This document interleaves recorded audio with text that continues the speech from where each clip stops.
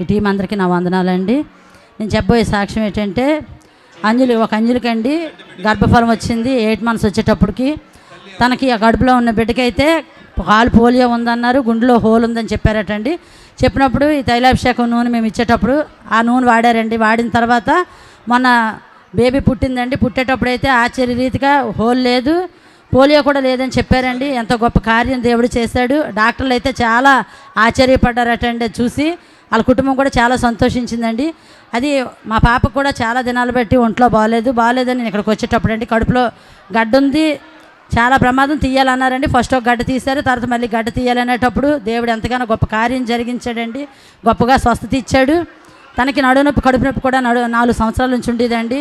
అలాంటిది ఆ బిడ్డకి ఇప్పుడైతే ఆ నడునొప్పి కడుపు నొప్పి లేకుండా దేవుడు ఎంతగానో స్వస్థత ఇచ్చాడండి. మందుల ద్వారా కూడా గొప్ప కార్యం జరిగింది. ఈ నూనె ద్వారా గొప్ప అద్భుతం జరిగిందండి. దేవుడి నామకు వందనాలు.